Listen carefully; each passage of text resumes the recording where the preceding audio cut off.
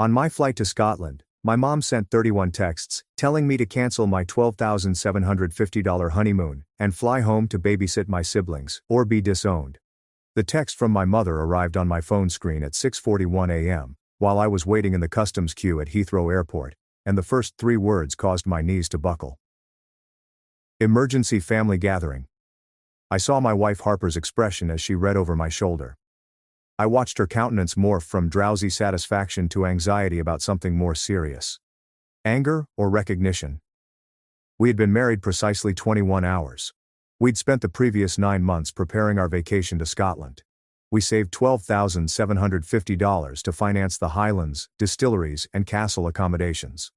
And my mother's next message, which arrived before I could digest the first, said, "Your sister Madison fractured her leg. Someone has to babysit the kids. You must return home today," not, "Can you return home?" Not, "Is there any need?" As if I were an employee she could summon at any time. I'd been the oldest of 5 children for 29 years, but I'd been functioning as a third parent since the age of 10.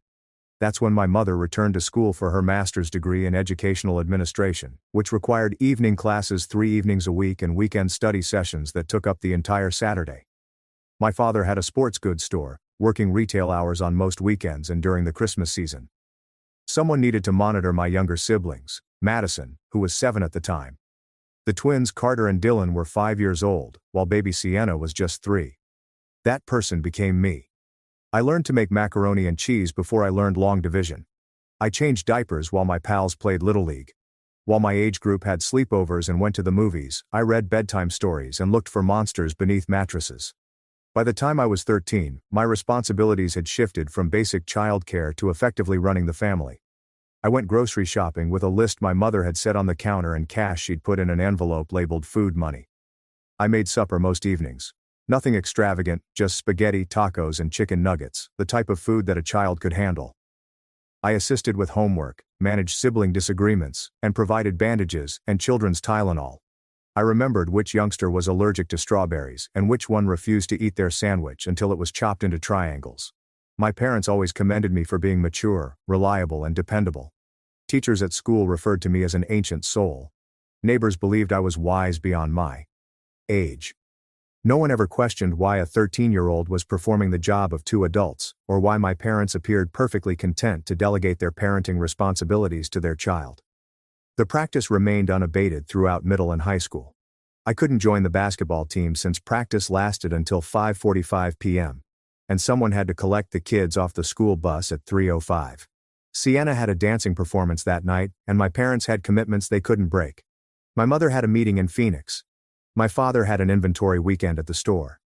I only attended one high school party since leaving the kids alone overnight was not an option, and my parents' notion of family time was for me to babysit while they went to dinner and watched a movie.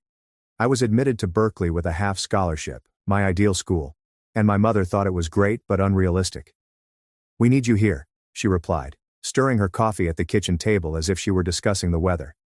"The children rely on you. Berkeley is really far away." So I went to stayed at home, traveled 35 minutes each way, worked part-time in a campus bookstore to save money, and returned home every afternoon to make sure the kids had food and got started on schoolwork.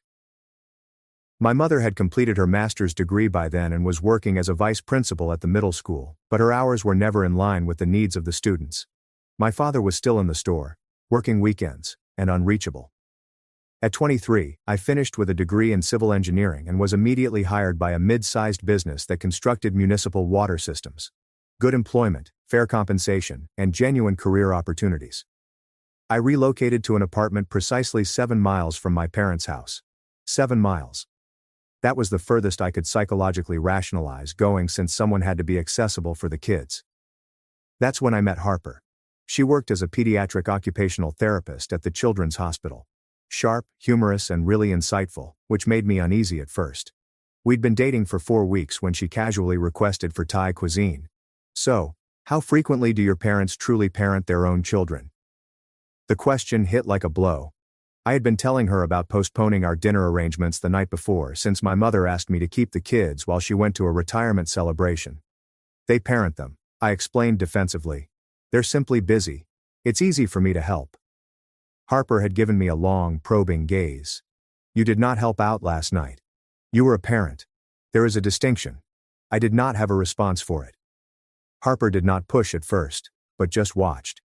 I had to regularly cancel arrangements because my mother would call with some sort of emergency, which typically meant trouble.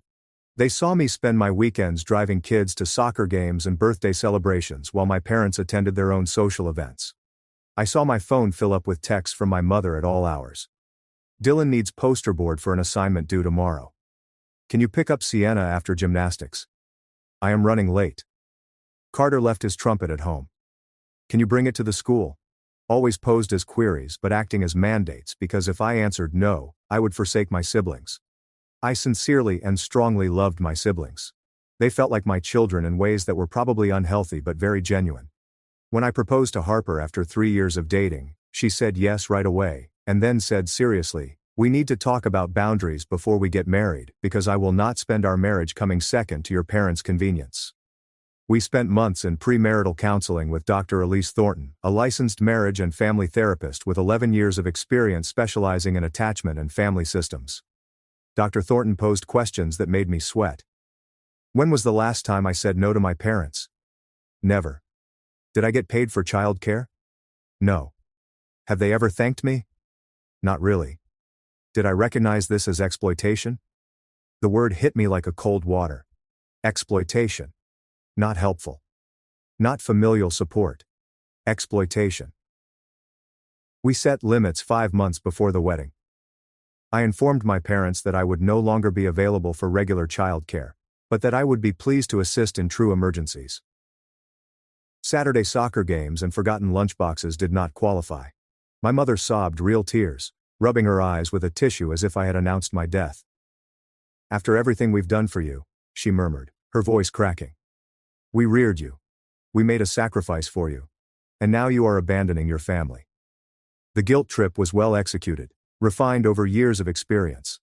But Dr. Elise Thornton had prepared me for it. "You are not abandoning anyone," she had emphasized throughout our session. "You are creating age-appropriate boundaries. You are an adult son getting married, not an unpaid babysitter." My father's answer was colder and more caustic. "Okay," he responded when I described the new restrictions, "but don't expect us to bend over sideways if you need something someday." The connotation was apparent. The relationships in our family were transactional. I offered free work. They offered what exactly? Conditional affection and reluctant approbation. I tried not to think about it too much. The wedding occurred in April. A little ceremony with 85 guests at Harper's favorite botanical park. My parents came and smiled for photographs and made a toast about how delighted they were. My mother sobbed again during the ceremony, and I wanted to think it was genuine grief over her son's wedding, not performance art intended to make me feel bad. We scheduled the honeymoon for late August, when Harper's hospital schedule cleared and I could take time off work.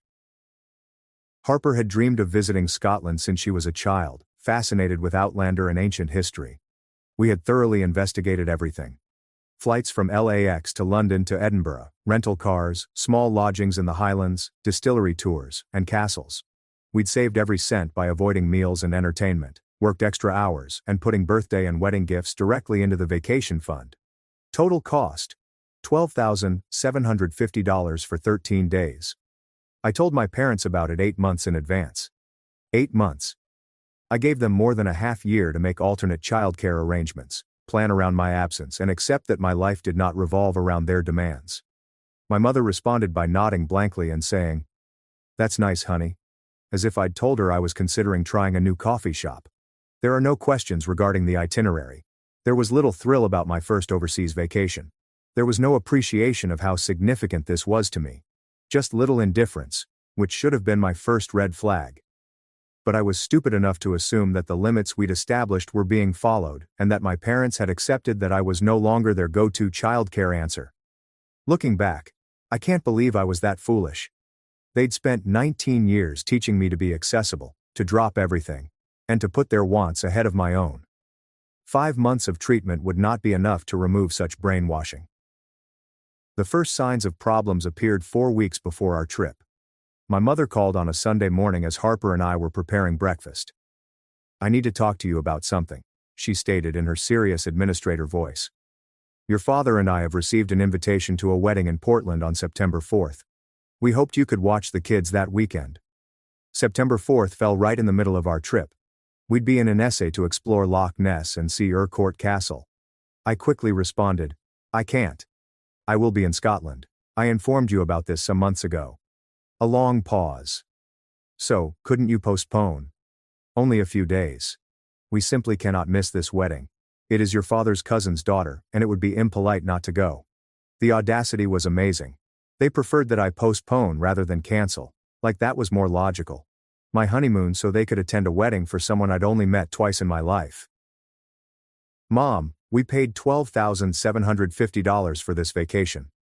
The flights alone cost $4,200, and they were non-refundable.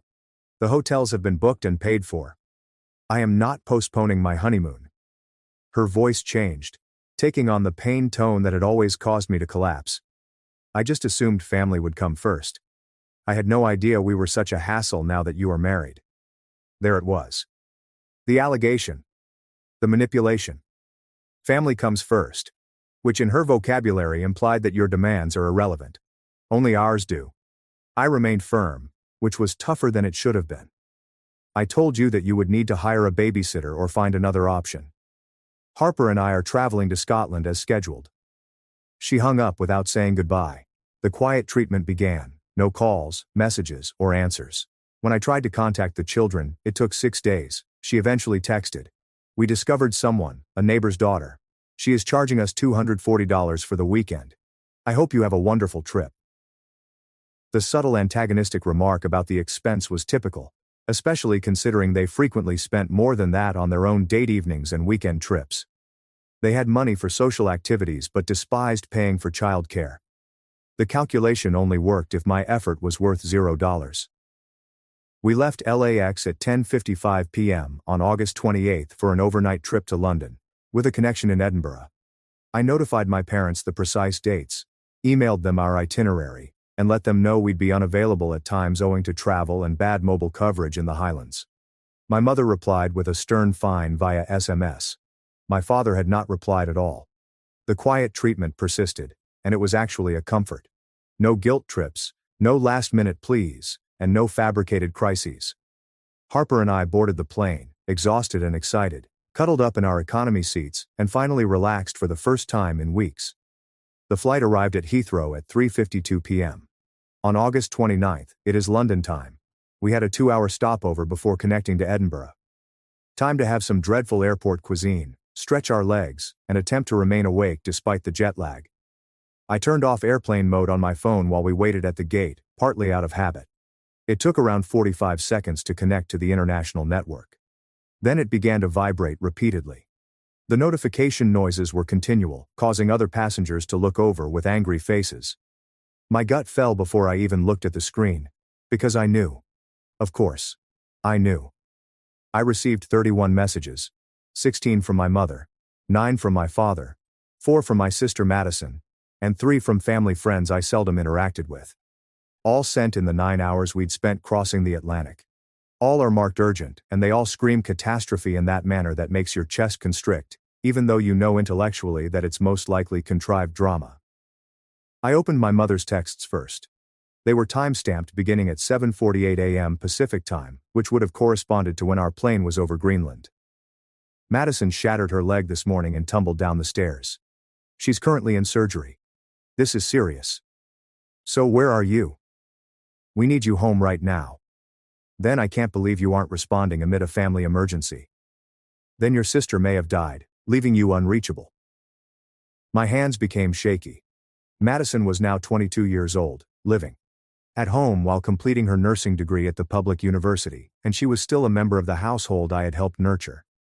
A broken leg was severe, painful, and undoubtedly frightening, but surgery seemed excessive unless it was a complicated fracture or many fractures. I wanted to call right away, but we were still in the terminal. Announcements blare as people surge by. Harper read over my shoulder, her face turning pale. "Oh no," she gasped. "Is she okay?" I didn't know yet. We discovered a calm nook beside a closed business. I phoned my mother. She answered the first ring. Eventually she snapped. "No hello." There was no awareness that I had been on a plane for 9 hours with no cell connection, just fury. Where have you been? Her voice was tight and piercing, but not filled with despair. Not the voice of someone whose daughter had just had emergency surgery. We were on an aircraft, I explained, trying to remain cool. What happened? Is Madison all right? What sort of surgery? My mother sighed deeply and dramatically. She slipped down the basement stairs this morning while hauling clothes down. The doctor stated that she shattered her tibia in 3 places. They had to put a rod in. She'll be non-weight-bearing for at least 7 weeks, possibly 9. I dialed the hospital's number on my phone, ready to talk with someone directly. Okay, that's quite serious. I'm so sad she's going through that. Is she out of surgery? Can I speak to her? My mother gave a disappointed sound. She's in rehab and extremely drugged. She is not available for phone calls. Then came the punchline, the true reason for the hurried texts. We need you to come home. Someone needs to keep the kids while we take care of Madison. Your father and I cannot handle anything alone. You need to cut your trip short and return today. There it was. Not Madison is dying and would like to see you. We do not require family help during a medical crisis, but we do need to come home and babysit since we have more essential things to accomplish. Carter and Dylan were now 19 years old, having finished their sophomore year at State. Sienna was 17 years old and a senior in high school. They were not little children who need regular care. They were almost grown-ups themselves. Mom, the twins are 19. They're old enough to care for themselves and assist Sienna. I'm not sure why you want me to travel home from Scotland on the first day of my honeymoon to babysit youngsters. Long, scary quiet. I can't believe you've gotten so selfish. Your sister recently underwent surgery, and you're concerned about your trip. There was the word again. Our vacation, not honeymoon, made it feel frivolous, optional, and something I could skip without consequences. This isn't a vacation, I said, my voice rising despite my best attempts. This is my honeymoon. We saved for several months. We paid $12,750 for this vacation. The flights are non-refundable. We just arrived 5 hours ago. Madison is going to be okay. A fractured leg is horrible, but it is not life-threatening. And the kids are teens, not toddlers. They don't need me there. My mother's voice became frigid. If you don't come home, you shouldn't bother returning to this household. You've chosen a vacation above your sister, your siblings who rely on you, and this family, and I'll make certain that everyone understands who you've become. The danger hovered in the air, familiar and unpleasant. Emotional blackmail had always been her chosen weapon, developed over decades of experience. I hope Madison heals quickly, I murmured, my voice wavering slightly. We'll check in tomorrow, but we won't be home early. We just arrived. I hung up before she could reply. Harper was looking at me with big eyes. She threatened to disown you, she replied slowly, because we did not cancel our honeymoon to babysit teens. Put that way, it sounded absurd. It was wild, but it was also the same dynamic I'd been stuck in for 19 years. My wants were irrelevant. My limits did not matter. My existence wasn't important, except as a resource for my parents to abuse.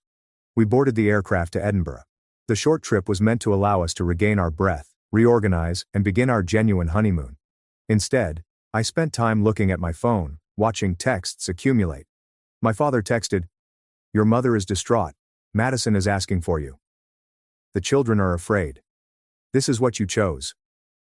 We arrived in Edinburgh at 9:05 p.m. local time. We picked up our rental car, a little Nissan hatchback with right-side steering, which made my American head hurt.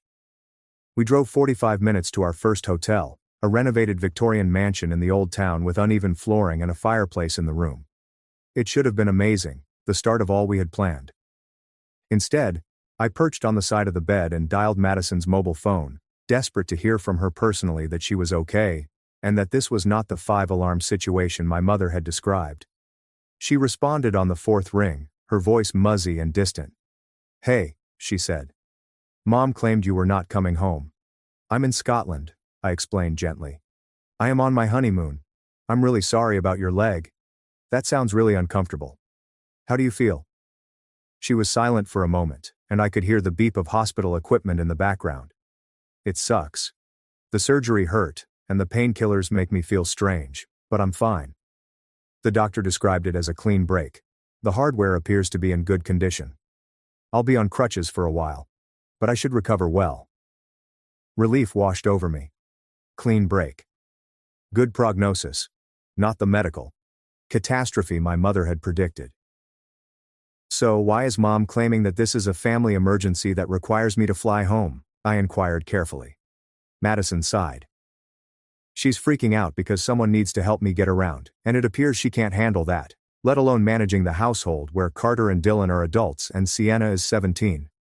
I'm not sure why she acts like they're 7 years old. There it was. The truth.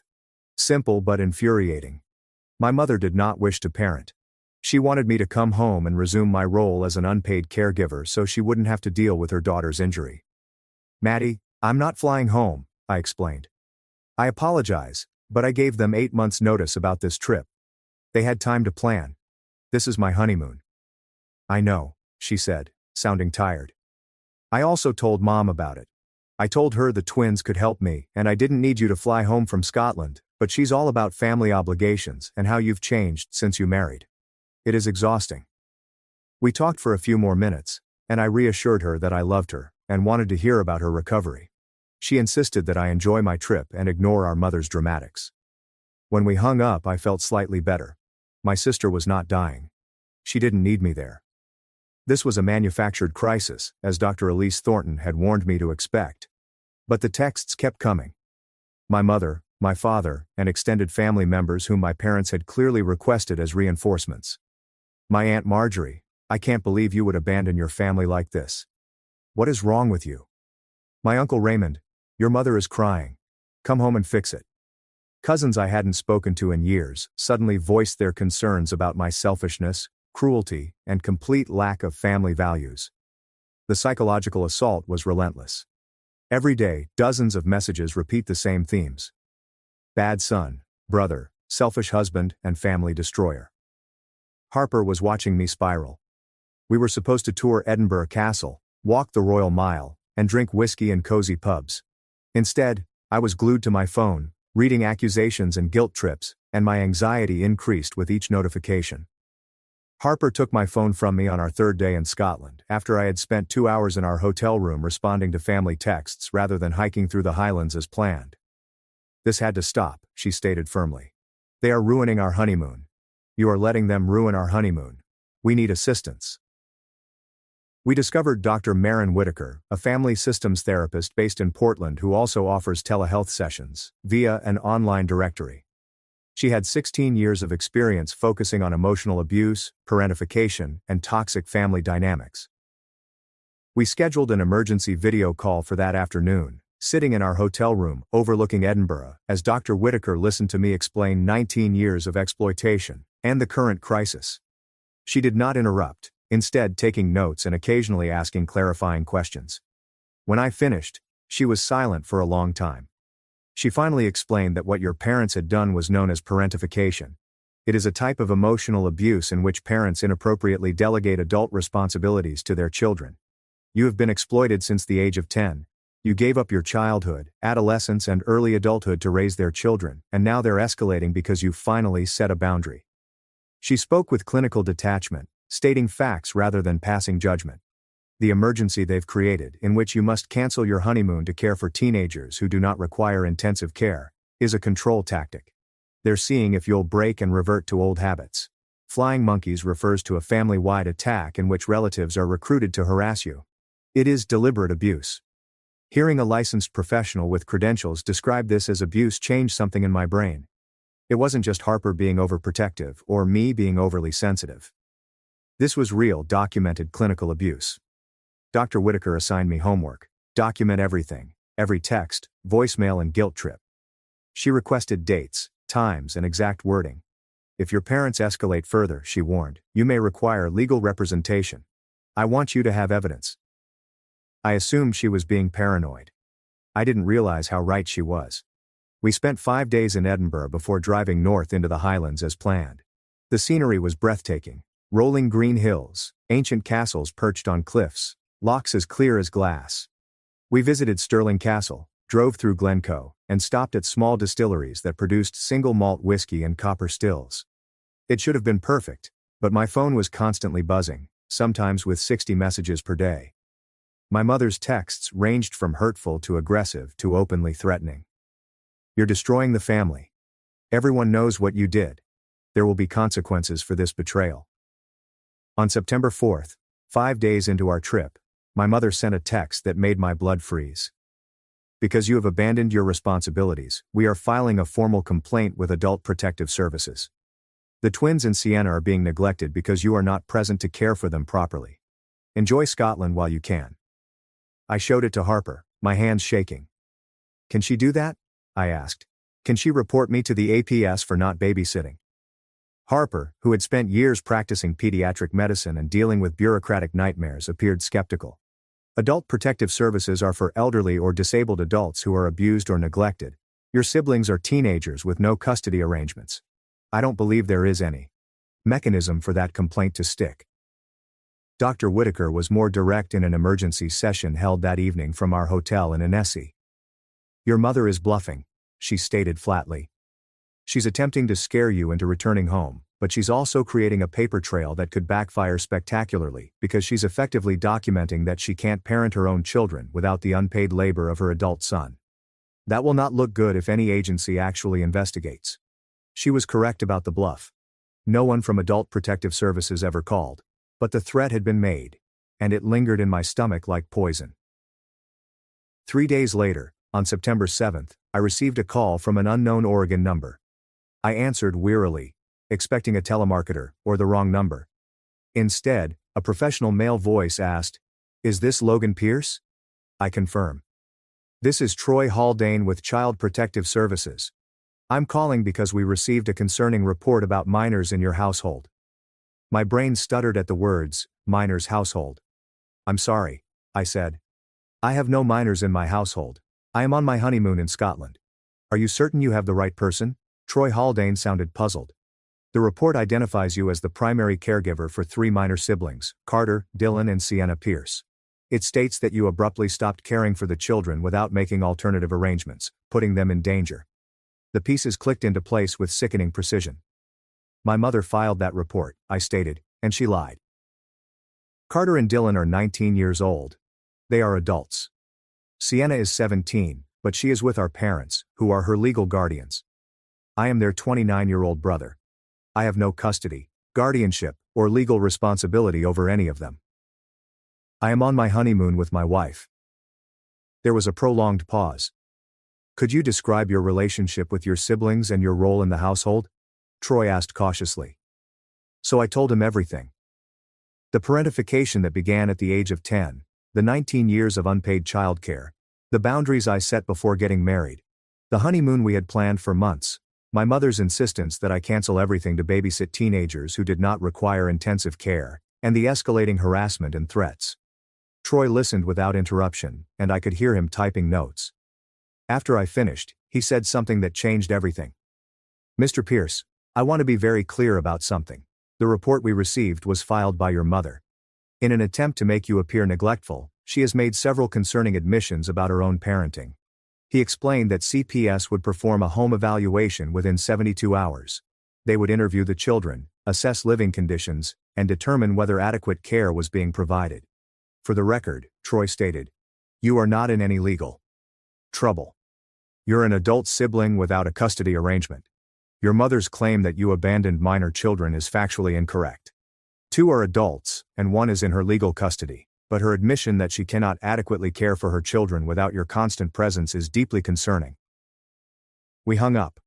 I immediately contacted Dr. Maren Whitaker again.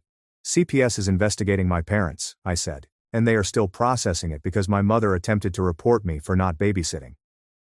Dr. Whitaker was quiet for a moment before saying something that will stay with me. "Logan, if CPS finds problems, it is because they exist. Not because you failed to conceal them, but because your parents have been neglecting their children while using you as a cover. You've been so effective for so long that the system never noticed what was really going on beneath the surface." She was correct. I'd been the band-aid on a wound that would never heal. And now that I had pulled away, the infection was visible. CPS conducted a home visit on September 9th. I was not there. I was in a small hotel in the Highlands near Loch Ness, attempting to enjoy a distillery tour while my stomach churned with anxiety.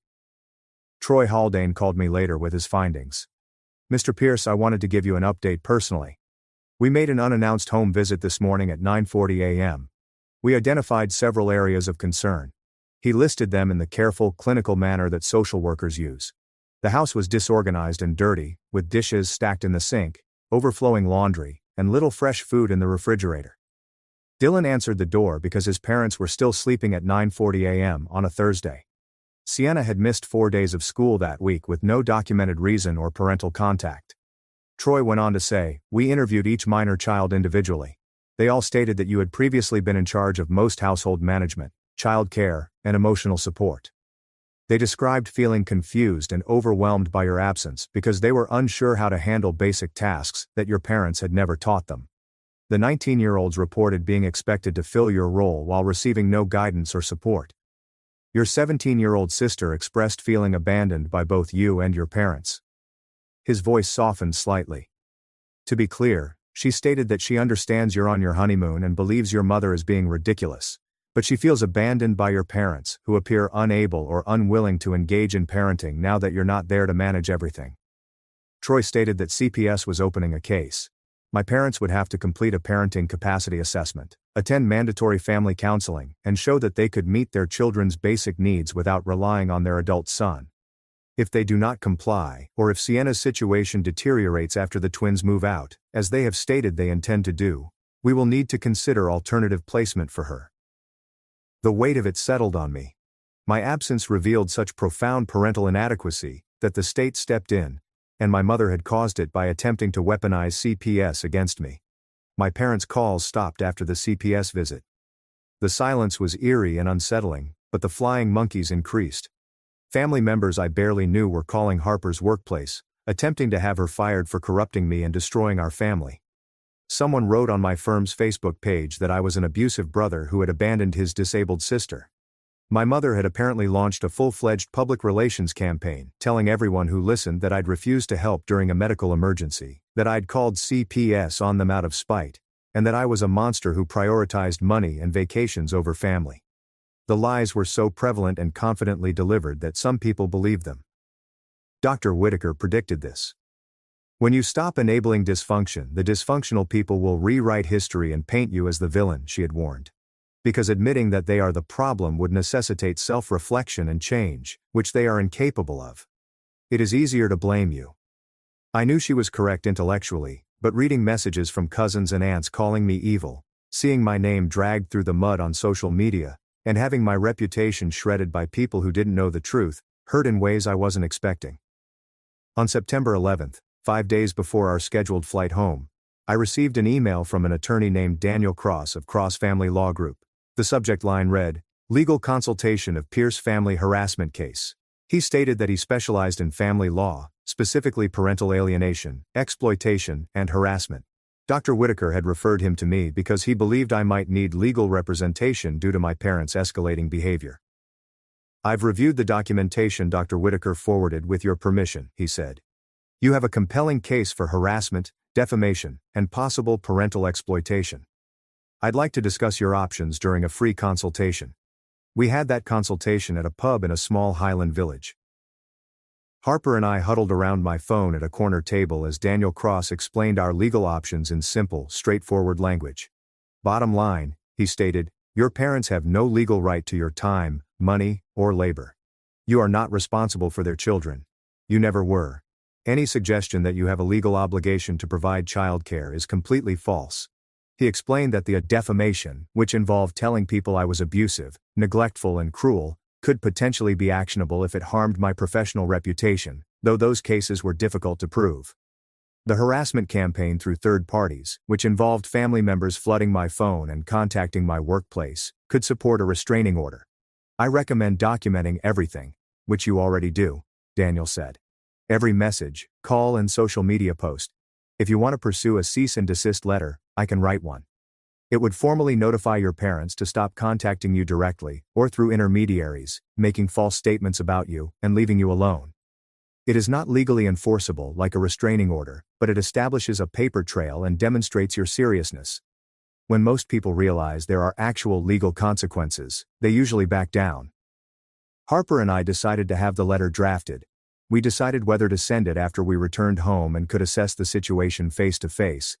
But just having an attorney, someone with legal expertise on our side, made me feel less powerless against the onslaught. We ended our honeymoon. We visited more castles, drank more whiskey, and hiked through breathtaking landscapes that did not seem real. But every moment was clouded by my phone buzzing with abuse, the knowledge that my family was imploding while I was an ocean away, and the creeping guilt that perhaps I should have just returned home. We flew back on September 12, landing in Los Angeles at 6:33 p.m. After 14 hours in the air, I turned off my phone's airplane mode and braced for the usual avalanche. Instead, I received a single message from an unknown number. "Hello, it's Carter. I got a burner phone so Mom can't monitor this. Can we please talk?" I called him from the baggage claim. He responded immediately, his voice tight and strained. "Are you back?" he asked. I said, "Just landed." "What's happening? Are you okay?" Carter remained quiet for a moment. When he spoke, his voice crackled. "Mom and Dad are informing everyone that you called CPS to destroy the family. They claim you made everything up to punish them. Aunt Marjorie and Uncle Raymond were here yesterday, and it was like an intervention about what a terrible person you've become." He paused. "Dylan and I know we've been trying to stay together since you left, and it's been a nightmare. Mom barely functions. Dad works before zoning out in front of the television. Sienna is struggling, and no one is helping her. The CPS lady was here, and she should have come years ago. But Mom is acting as if you orchestrated this." "I didn't call CPS," I explained carefully. "Mom called them herself, attempting to get me into trouble. However, when they investigated, they discovered real problems. That is not my fault, Carter. That is on Mom and Dad for failing to parent without my help." He made a sound that could have been either a laugh or a sob. "I understand. Dylan knows. We are not stupid. We've been witnessing this dysfunction our entire lives. You leaving has made it impossible to ignore, and we're done. Dylan and I are moving into an apartment together in 6 weeks. We have already signed the lease. We can't do it anymore." His voice was full of relief, guilt, and exhaustion. My 19-year-old brother sounded like he had aged a decade in 2 weeks. "I'm sorry you're stuck with this," I said, meaning it. "But you're making the right decision. You cannot give up your life to parent your parents. They must figure it out themselves." We talked for another 25 minutes. Me and the twin I'd helped raise, whom I'd taught to ride a bike, assisted with math homework, and counseled through breakups. He talked to me about the apartment, his plans, and his fear of leaving Sienna behind. I assured him that Sienna would be fine, that CPS was monitoring the situation, and that sometimes the best thing you can do for someone you love is to let the system work. The next day, Harper and I met with Daniel Cross at his downtown Portland office. He was older than I expected, possibly in his early 60s, with gray hair and the calm professionalism that would have cost clients a lot of money. We sat in his conference room and reviewed everything: the texts, the voicemails, the social media attacks, the CPS report, the fake emergency, the harassment campaign. Daniel took detailed notes, occasionally asking questions. When we were finished, he sat back and folded his hands. "This is one of the clearest cases of parental exploitation and subsequent retaliation I've encountered." He said, "You have extensive documentation. Dr. Whitaker's assessment provides expert validation. The CPS investigation corroborates your account. If your parents attempt any legal action against you, which they won't because they'd lose immediately, we can shut it down instantly." "Can they actually sue me for anything?" I asked, because at this point I didn't know what was possible. Daniel shook his head. "They could file a frivolous lawsuit. Sure, anyone can sue anyone, but they have no standing. You have no legal obligation to provide childcare for siblings. The concept doesn't exist in law. If anything, you'd have stronger grounds to sue them. 19 years of unpaid labor, lost educational opportunities, emotional damages. I don't recommend that route because family litigation is expensive and traumatic, but you'd have a viable case." He slid a document across the table. "This is the cease and desist letter. If you authorize it, I'll have it delivered tomorrow." The letter was formal and unambiguous. My parents were to cease all direct contact with me or Harper. Stop recruiting third parties to contact or harass us.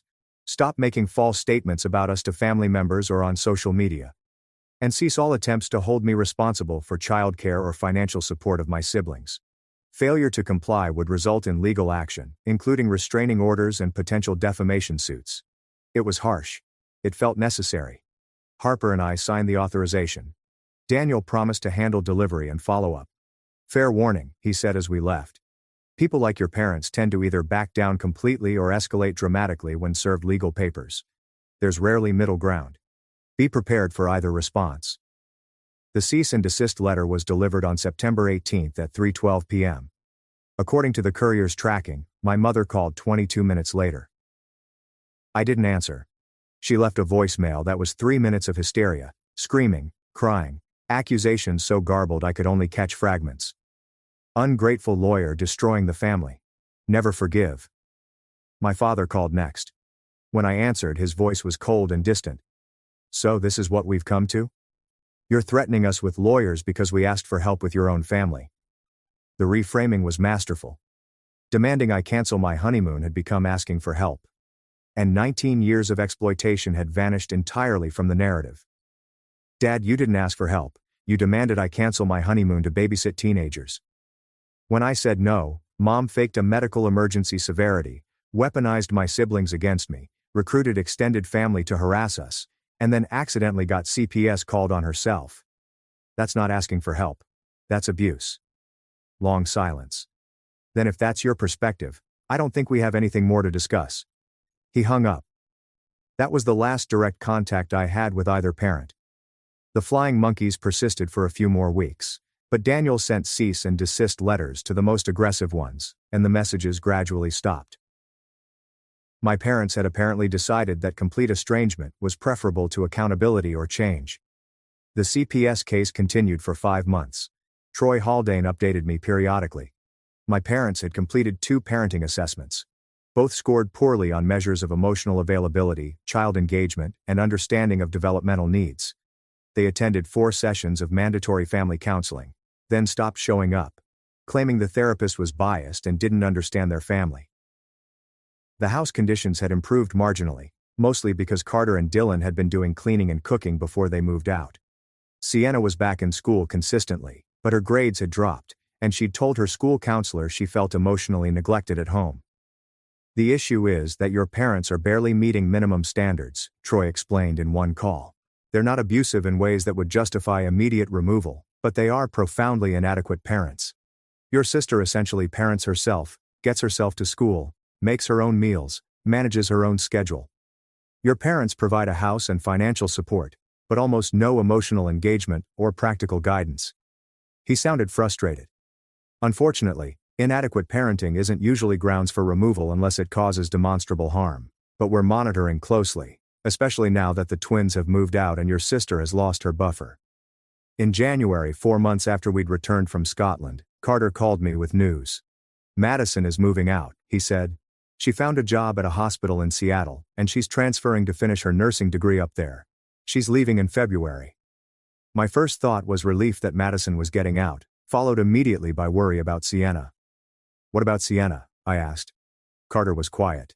She's counting down the days until she turns 18 in May. She's already been accepted to state, and she's planning to live in the dorms. 5 months and she's out. She just has to survive until then. Survive. The word hit hard. My baby sister, the 3-year-old I'd helped raise, now having to survive in her own parents' house until she could legally escape. Is she safe? I asked. Carter sighed. Physically, yeah, but emotionally? Mom and Dad barely talk to her. They're like roommates who ignore her.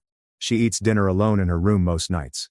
When CPS came to check on things last month, she told them everything was fine because she's so close to aging out that she doesn't want to risk getting put in foster care.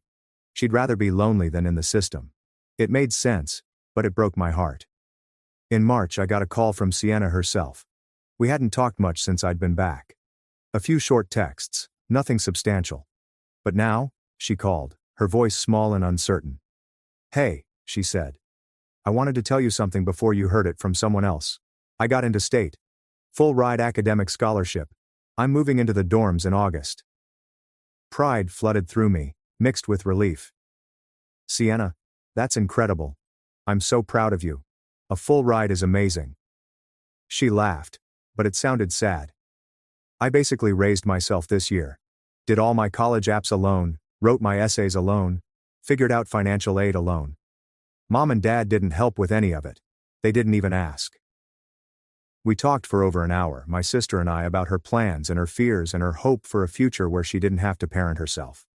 She told me she'd been in therapy through her school counselor, working through the realization that our parents' neglect wasn't normal or acceptable.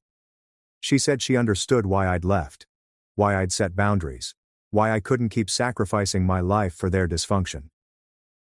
I don't blame you, she said quietly. I'm going to do the same thing once I'm out. I'm going to build my own life, and they can figure out how to function without using their kids as unpaid labor. The CPS case closed in May, right before Sienna's 18th birthday. Troy called to let me know. We're closing the case since all the children are now adults, he said.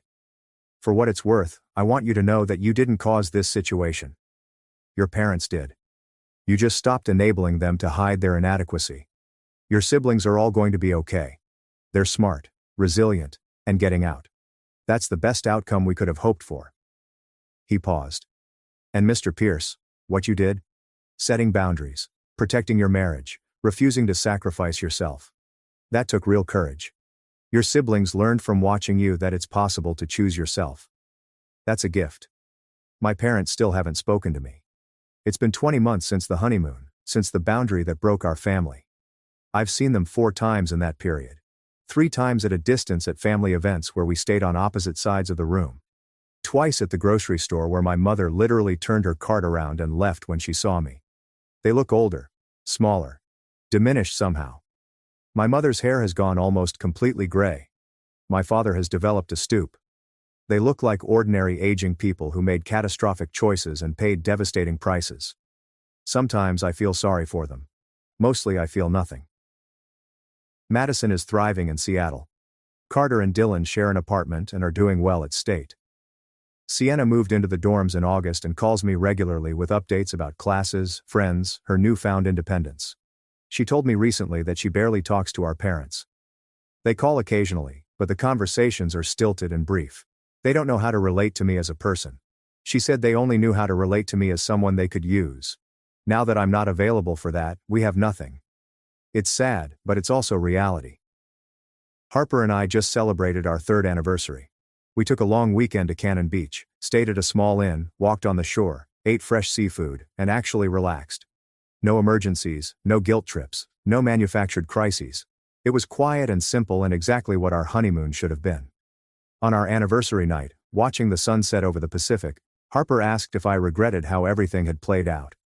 You lost your parents essentially, she said softly. That's not nothing. Do you wish you'd handled it differently? I thought about it, really thought about it. About Carter's exhausted voice talking about surviving our parents' house.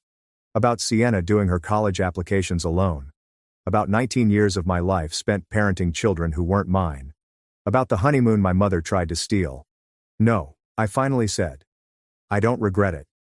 I regret that it was necessary. I regret that my parents chose control and pride over relationship. I regret that my siblings got hurt.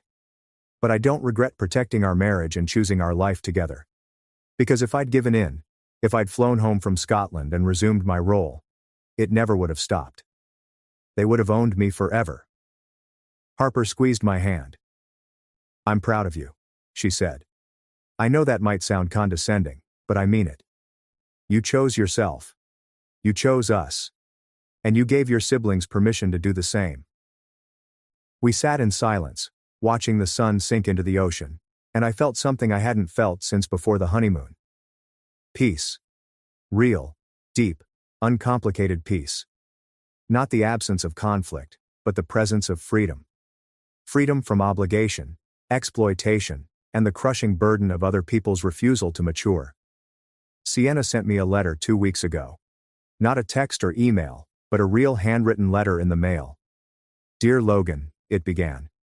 I've been thinking a lot about what happened to Mom and Dad during the honeymoon. I was confused and angry at first. But now I get it. You were not abandoning us. You showed us that it is possible to set boundaries. Watching you stand up to them. Choosing your own life despite everyone accusing you of being selfish. That taught me something I needed to know.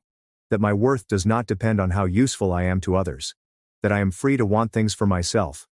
Thank you for that. I hope you and Harper are happy. You deserve to be happy after everything you've given up for us. Love, Sienna. I called her in the evening. We discussed school, her psychology major, and her future plans to work with children from dysfunctional families. She sounded light, unburdened, and free in ways she had never done growing up. At the end of the call, she said, "Hi Logan, I am so glad you went to Scotland. I am glad you did not let them ruin your honeymoon. You deserved the trip." My throat tightened. You deserve to choose yourself. Thank you, Sienna. That means a lot. We hung up. I sat in our living room in the house Harper and I purchased last year, and I realized that this quiet evening with my wife, this freedom to build our own life, the absence of constant crisis and manipulation, was worth every painful consequence. My parents expected me to cancel my honeymoon to look after my siblings. When I refused, they attempted to destroy me, staged emergencies, weaponized my siblings, recruited flying monkeys, threatened legal action, and accidentally imposed CPS on themselves. They lost custody of their children's emotional well-being. Lost relationships with all of their children except through formal politeness. Lost their reputation in our extended family. Lost their oldest son permanently. And, according to relatives I still speak with, they continue to blame me for everything, telling anyone who will listen that I am a vindictive monster who destroyed our family out of selfishness. Perhaps some people believe them. I don't care anymore because I know what actually happened. Therapy notes, CPS reports, legal files, and my siblings' testimonies all bear witness to this. The truth is devastatingly simple. I wasn't supposed to be their parent. I was supposed to be their son, brother, and family member, with proper boundaries and mutual respect. When I finally stopped being their unpaid servant, the dysfunction they had created through my exploitation collapsed. That is not my failure. That is theirs. And I am free. Finally, complete and permanent freedom.